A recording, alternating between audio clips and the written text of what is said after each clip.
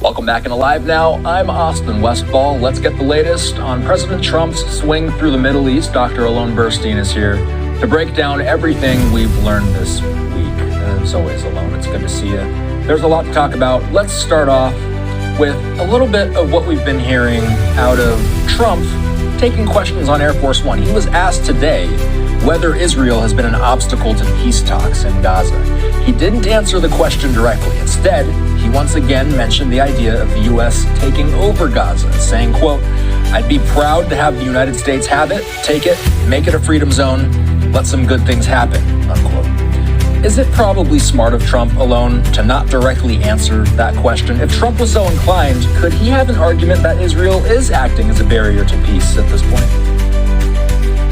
It's good to see you, Austin. Like with most of Trump's negotiations since he came back into the White House, if we look at the tariffs, if we look at the negotiations with Ukraine and Russia, it really depends on what it is that we're analyzing. Are we analyzing immediate results? Are we analyzing long-term stability? Are we analyzing the interests of the United States as they have been articulated over the years, which, for example, with regards to tariffs, the EU has been increasing cooperation, or the new interests of the United States, as Trump has been articulating them, which are slightly different. Similarly, when understanding what is the aspiration for peace, everyone can look at peace differently when it comes to the region. Trump wants to see results very fast. He promised to end the war in Gaza and end the war in Ukraine within 24 hours of when he came into office. He, to some extent, could claim success when it came to at least the truce that happened in the Gaza Strip. Certainly can't claim success when it comes to Ukraine, but he wants to see results fast. And if I compare this to the situation that happened in Ukraine, when he was meeting with Zelensky was saying, look, we can make a ceasefire now, but that won't be peace for the long term. Russia will violate it.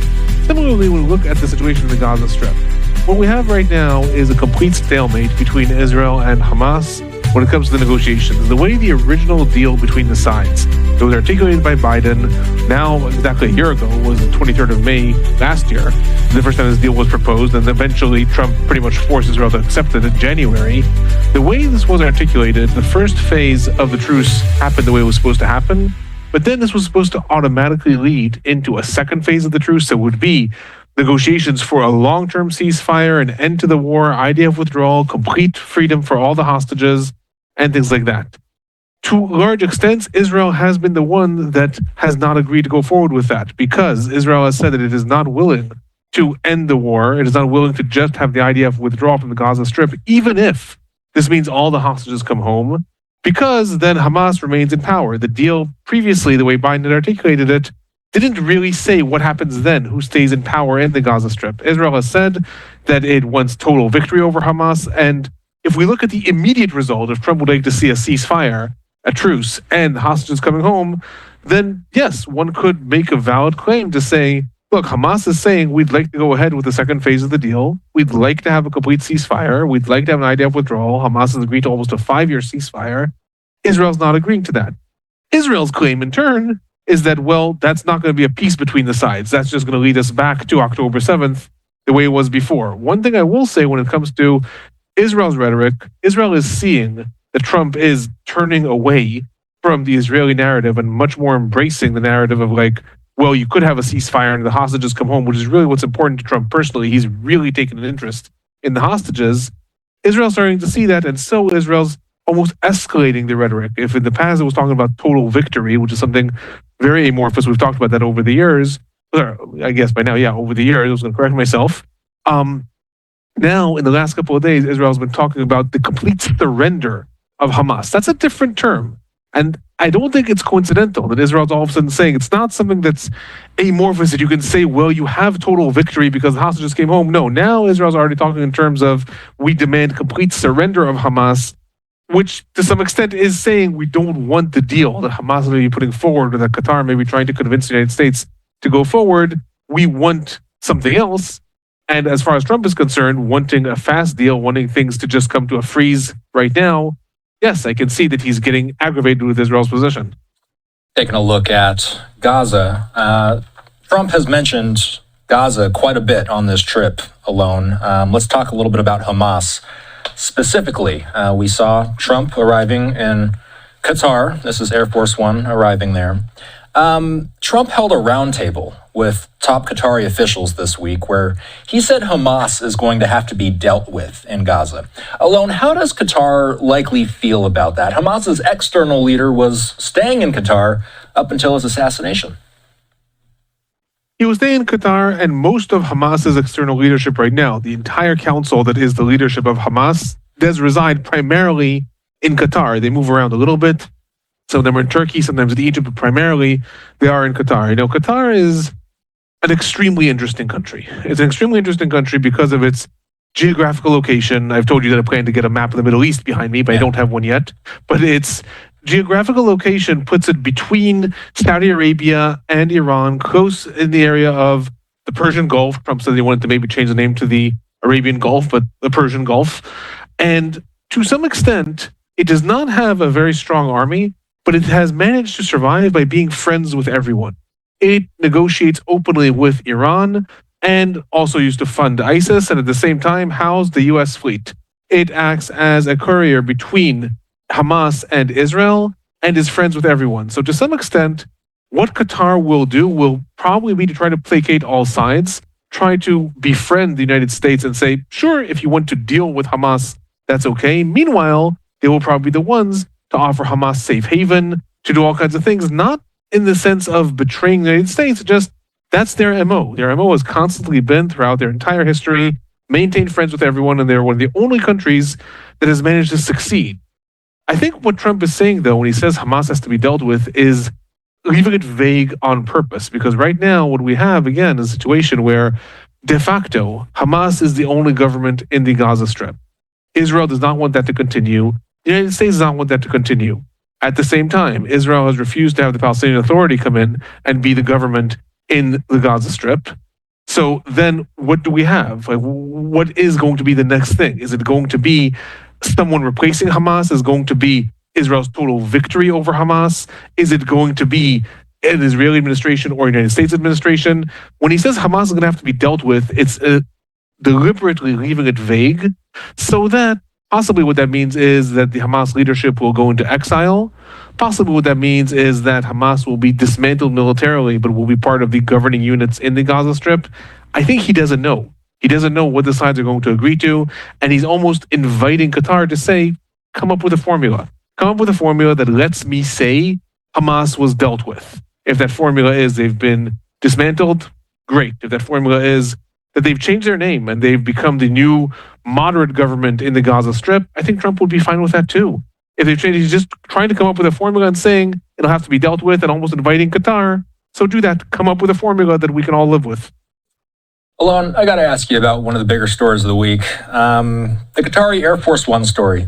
We learned over the weekend that President Trump wants to accept a luxury jumbo jet as a gift from the ruling family of Qatar. He wants to use it as Air Force One. The matter still appears to be under legal review, by the way, and the Qatari government said a final decision hasn't been made yet. This isn't the type of story I'd usually ask you about, but you follow the Middle East closer than anyone I know. Is giving a free plane to a U.S. president a new one to you? What was your reaction when you heard that story?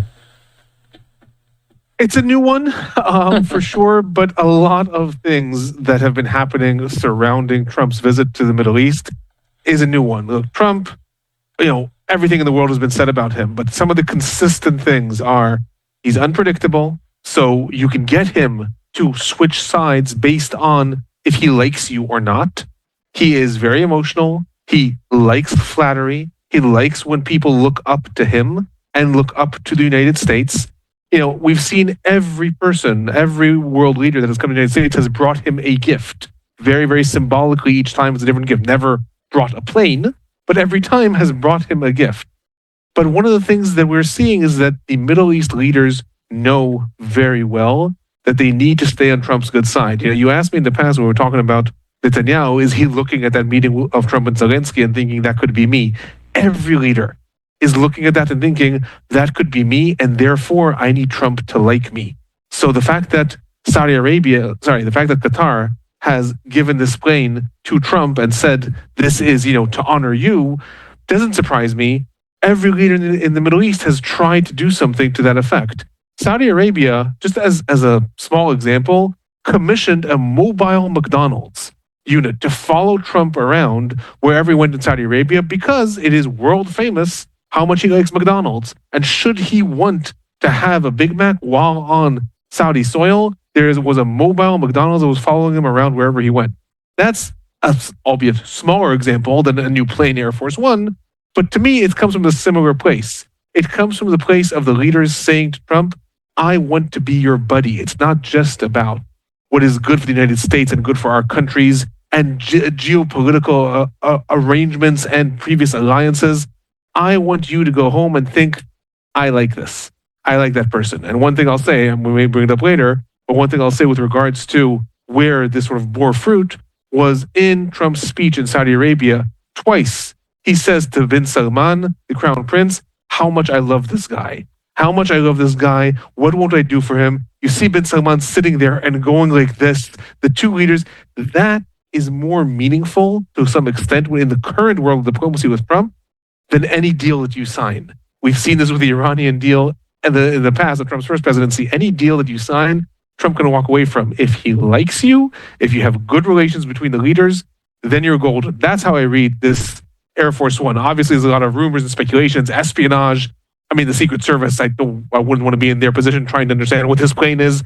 But beyond any larger diplomatic things there might be, there's an attempt here to simply make Trump like the leadership in Qatar, and I think quite successfully. We've talked about a lot of things over the months alone, and now we can cross a mobile McDonald's unit off of our bucket list. I got to ask you about Syria.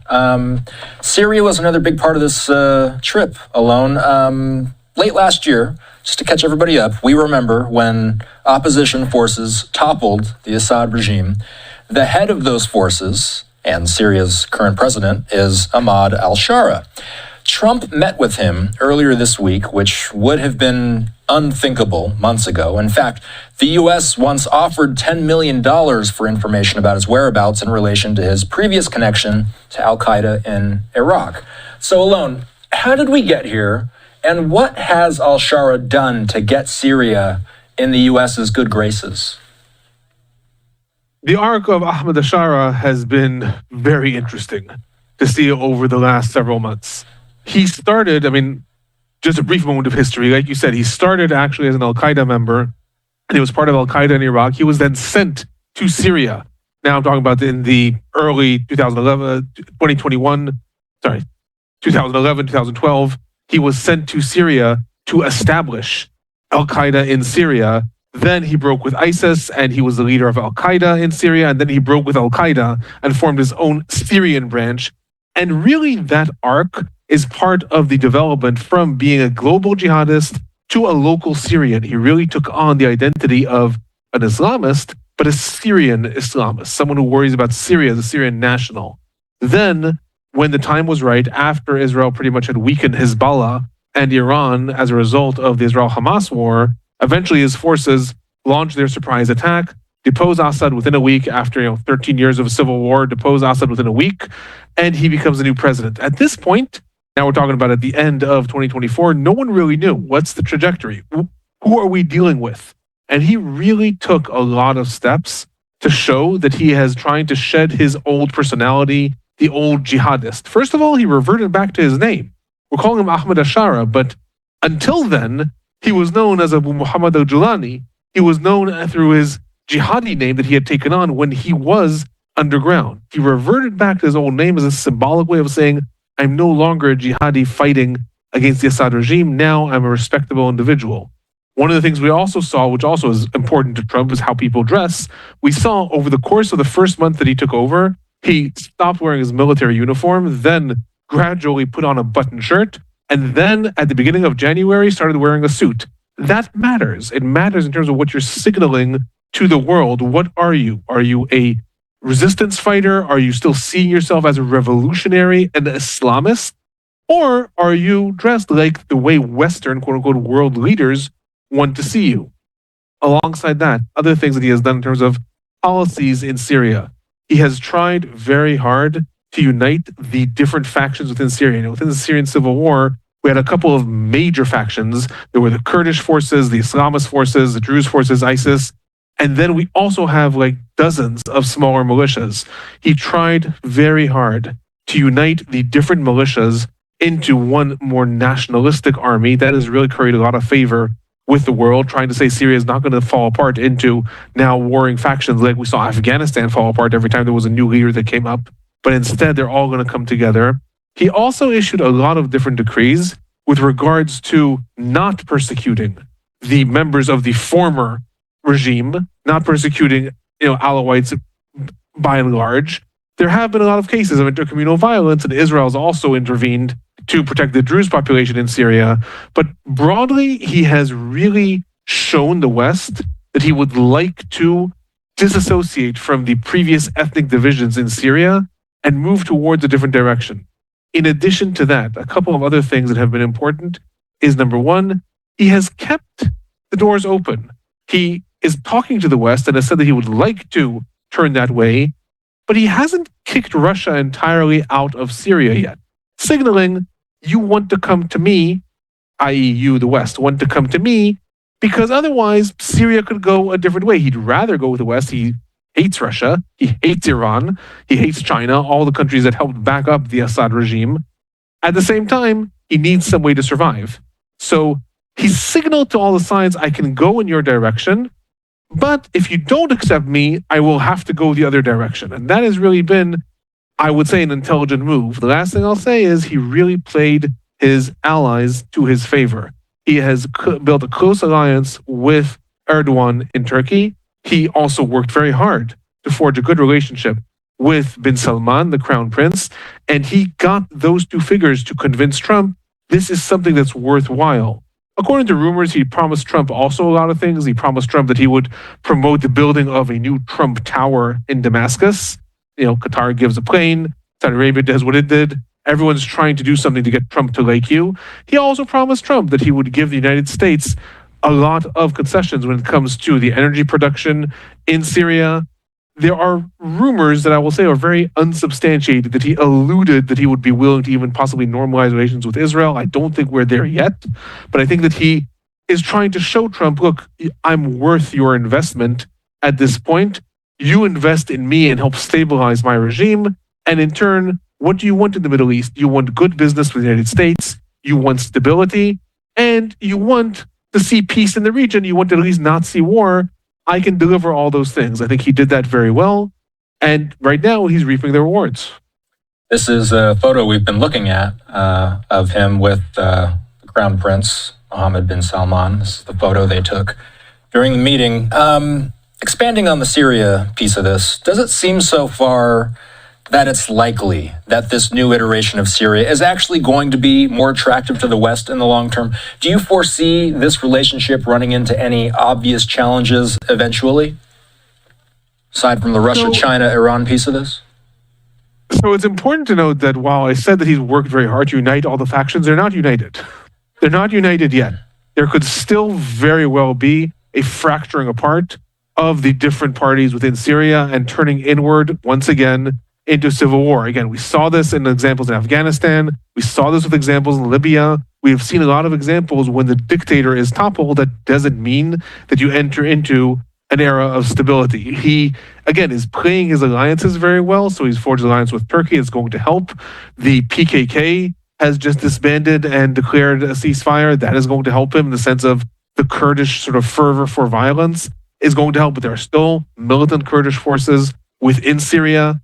The Druze population down south, Israel has been working very hard. Spain is going to protect them. There's a lot of questions as to why Israel all of a sudden decided to do this, and a lot of people speculate it's actually to cause a wedge between the different factions in Syria. But there are things that could still sort of really be in the way of Ahmadinejad stabilizing Syria and then presenting to the quote-unquote West, here is a new rebuilt Syria. Come invest in me, and we could be the new Riviera of the Middle East, so to speak. There's also always the dangers that at the end of the day, because of this factionalization, Ahmadinejad could be assassinated, and he doesn't have a stable regime yet. If he doesn't have a stable regime, we don't know who would be the successor. That would likely lead us again into a cascade of civil war. It's also a dangerous path for him to go down because while he himself has tried very hard to shed the past, his group and followers, we used to be called Jabhat al-Nusra, then Tahrir al-Shams, and the group changed its name over time. They were a lot of jihadi loyalists. Now he's worked very hard again to bring them back into the fold of a nationalized Syria. But there's no telling that's actually going to go that route. Right now, he's trying very hard, but everyone in the region is trying to intervene. We have Israel that has taken over territory in southern Syria, Turkey that is always looking towards northern Syria, Iran always has what to say with regards to the border with Iraq and Syria. So he's working very hard to achieve stability. He's trying to forge strong alliances. Again, we have Saudi Arabia, Turkey. We also have seen in the last couple of months, Qatar got authority from the United States, because this is before the sanctions were lifted. Now they're lifted. Got authority from the United States, despite the sanctions, to pay the salaries of all the Syrian administration for 3 months. That's another way Qatar is building its influence. So everyone is trying to prop him up. It may work. We may see him stabilize and manage to actually present to the world a more westernized version of Syria. But there are a lot of forces in Syria that still will have to be placated in one way or another in order for that to succeed. Let's take a look at Trump's arrival in Saudi Arabia. This was a royal welcome that they gave him.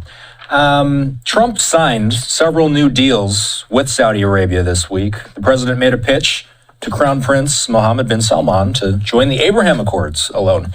Basically, he's asking them to recognize Israel. But Saudi Arabia has long maintained that recognition of Israel is tied to the establishment of a Palestinian state along the lines of Israel's 1967 borders.